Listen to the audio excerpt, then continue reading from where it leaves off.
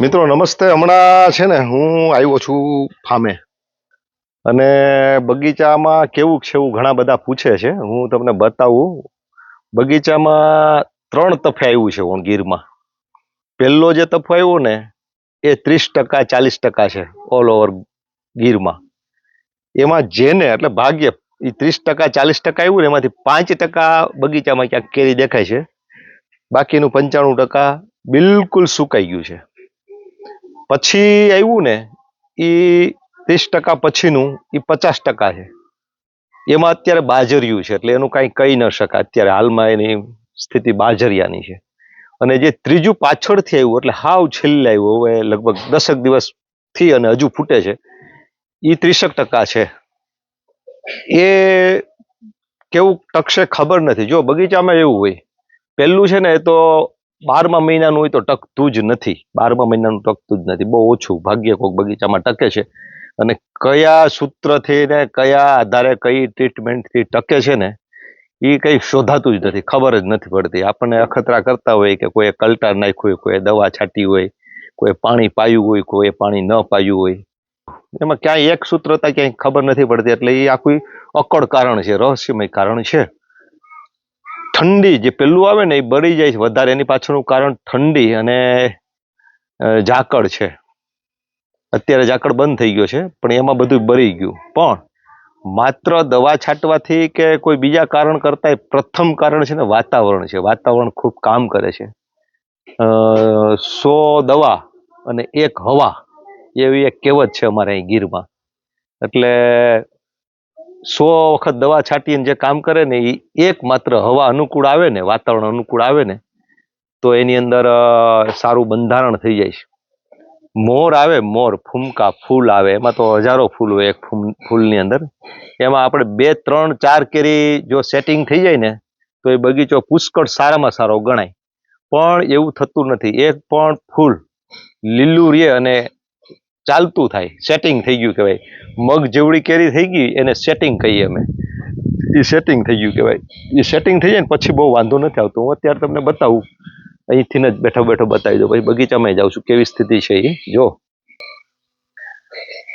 આ છેલ્લું જે આવ્યું ને હું કહેતો હતો એ આ પ્રકારનું છે। જો આ છેલ્લું આવ્યું એ આખા બગીચામાં એક જ ઝાડવાની અંદર બધું છે। આ વચ્ચેનું એની આ જે આવ્યું ને એનાથી આગળ આ આવ્યું હતું, આની અંદર થોડુંક સેટિંગ દેખાય છે। આ બધું ઈ છે મોટા ભાગનું, જો આ। અને હાવ પેલું આવ્યું હતું એ આ છે, એ હુકાઈ ગયું છે, જુઓ તમે, આ હાવ હુકાઈ ગયું, અગરબત્તી થઈ ગઈ છે। આ બીજું અને આ ત્રીજું। હવે જે આ પહેલું આવ્યું હતું 12મા મહિનાનું, એમાં કોક કેરી રહી ગઈ ને એ આવી છે, જો આવી કોક રહી ગઈ છે, બાકી આવું હુકાઈ ગયું જો મોટા ભાગનું। એટલે વર્ષે ઉત્પાદન કહી ન શકાય। અત્યારે હજુ ફૂટવું ચાલુ છે। એક જ મિનિટ, જુઓ હવે આ જે ફૂટે છે, જુઓ તમે, આ ફૂટે છે, આ સેટિંગ થઈ ગયું છે, આ થોડુંક આકતરું થઈ ગયું છે થોડુંક, એની પહેલા આ ફીટ્યું હતું અને એની પહેલા જે ફીટ્યું હતું એ મોટું ભાગ હુકાઈ ગયું છે।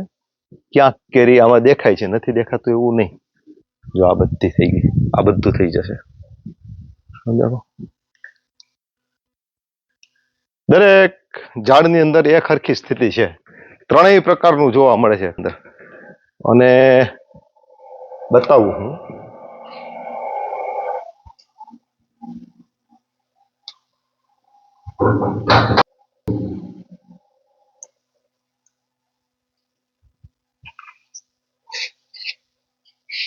જો બધા ઝાડવામાં એક હરખું છે। આ તાજું છેલ્લું ફૂટેલું, આ એનાથી આખતરું હતું ઈ આમાં દેખાય છે, અને એનાથી આખતરું રહી ગયું છે એમાં બધે છે, જો આમાં બધે દેખાય છે।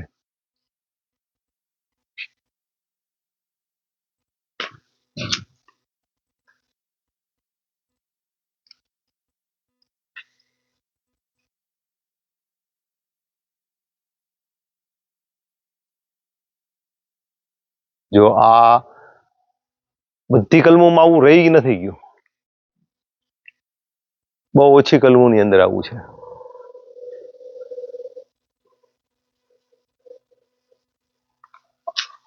આમાં પણ બાજરિયું બહુ સારું છે. જો આ સ્થિતિમાં આ રહી ગયું છે, આ હુકાઈ ગયું છે.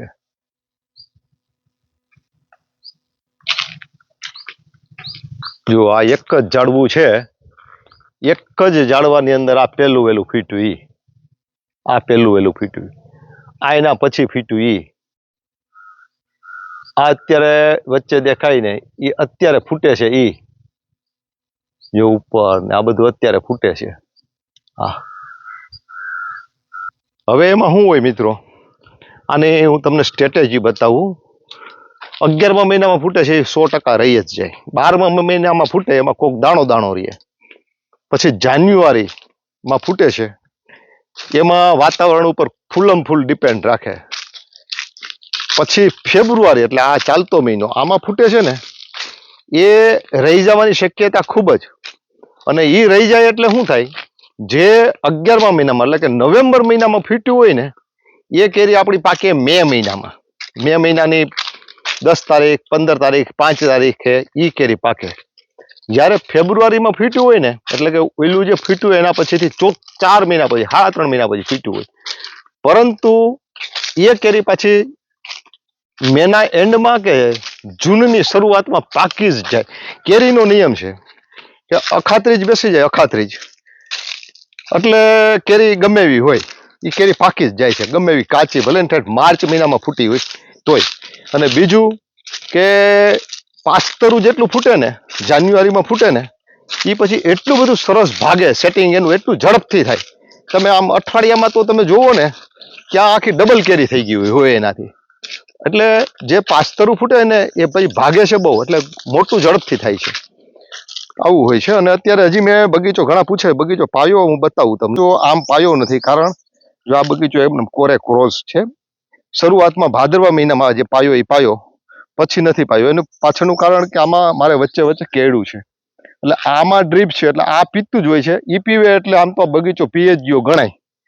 પણ આ જમીન ફાટી, અને ફાટે ને, ફાટવી એ પણ જરૂરી છે. આ જમીન ફાટવાનું છે ને કુદરતી રીઝન હોય છે. કુદરત ભૂરપવન ફૂંકાય ત્યારે આ ઓટોમેટિકલી જમીનમાં તિરાડો પડે છે, જો તમે પાણી ન પાતા હોવ તો, અને થોડું કાર્બનનું પ્રમાણ પણ ઓછું હોય તો પણ. અને એ ફાટે ત્યારે એની મૂળ ઝાડ હોય છે, એકદમ એ તંતુ મૂળ તૂટે છે. એ મૂળ તંતુ તૂટે ને એ તૂટવા જરૂરી છે, કુદરતની આખી પ્રોસેસ છે. એ કુદરત જ જમીન ફાડીને એને તોડે છે, અને એ સમયે ભૂર પવન એની અંદર ઘરે છે. ભૂર પવન નવેમ્બર ડિસેમ્બરનો એ પવન અંદર જાય એટલે અંદરની જે ફૂગ હોય એને મારી નાખે છે. એ ફૂગને, જમીનની ફૂગને ભૂર પવન આવી રીતનો જમીનમાં ઘૂસીને મારે છે.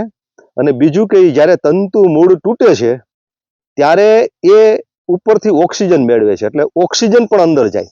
એટલે આપણે આ જમીન ફાટવી પણ જરૂરી છે. જો આપણે ગોળ કરતા, ભાદરવા મહિનામાં ગોળ કરવાનું કારણ એ હોય કે એની ઉપલી જે તંતુ મૂળ હોય, ખોરાક લેતા જે એના મૂળ હોય ને એ તૂટવા જરૂરી છે. એ આવી રીતના કુદરતી રીતે તૂટે. કુદરતી રીતે ન તોડતા હોય ને ઘણા હાથે પણ તોડતા હોય છે. અત્યારે મારાથી ઊંચું નહીં થાય, કારણ કે બહુ જમાવટ વાળું છે. જો ઊંચું થાય ને તો આની અંદર કેટલાય તંતુ મૂળ તમને દેખાય. કદાચ જો આમાં દેખાતું હશે, ટ્રાય કરું હું લાઇટ કરીને. તંતુ મૂળ તૂટેલા દેખાશે આમાં.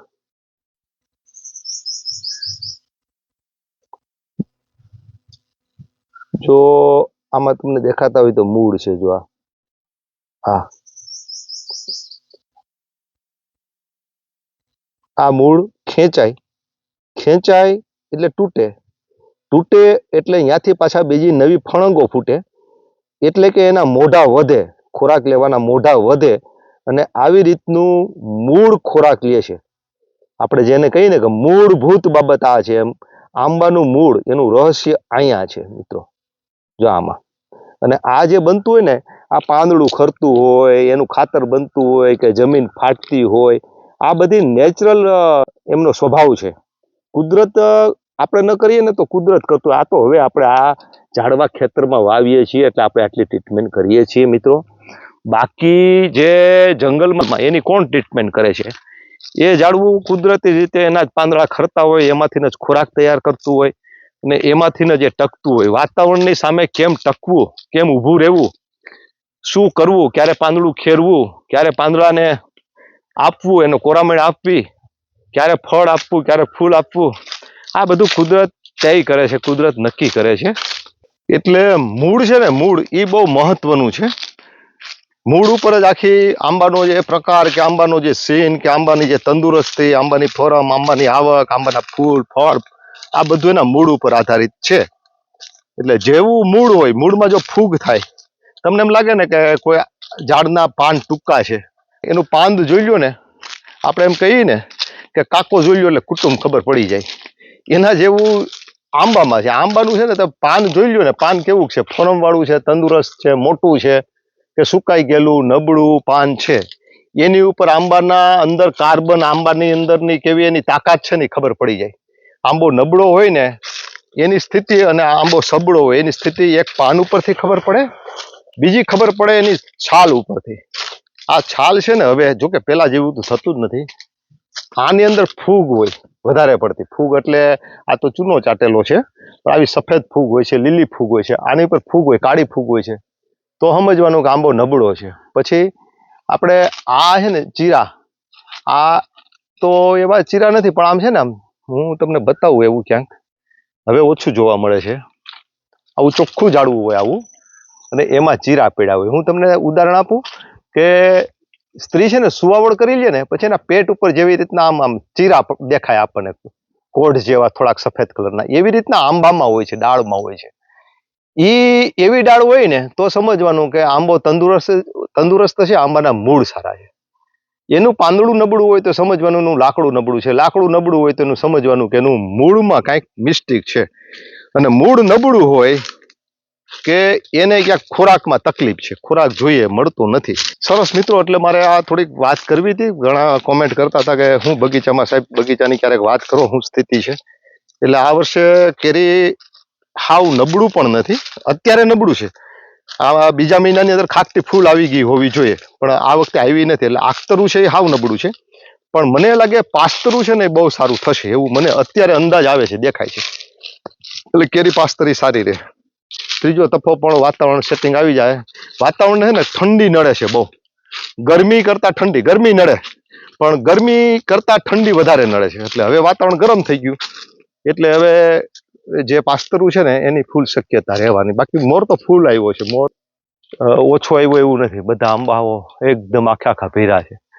અને આ ટૂંકી કાતરીનો મોર હોય એ વધારે સારો રહે. જો આમાં બધામાં સેટિંગ દેખાય છે, ઝીણું ઝીણું, જો દરેક જગ્યાએ. ચાલો મિત્રો, હવે છે ને હું અહીંયા ક્યાંક બેસીને ખૂબ વાડીથી દૂર આવી ગયો છું. અહીંયા આપણો શેઢો આવી ગયો છે, અને ઘણી વખત હું છે ને અહીં બેસવા આવું છું.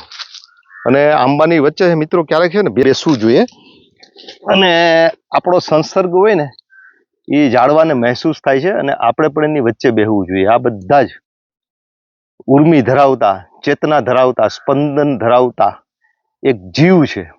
કોઈ પૂર્વના ઋણાનું બંધનના કારણે આપણા ખેતરમાં એનો જન્મ થયો હશે, આપણો અને એનો કોઈ ઋણાનું બંધનનો સંબંધ હશે જ.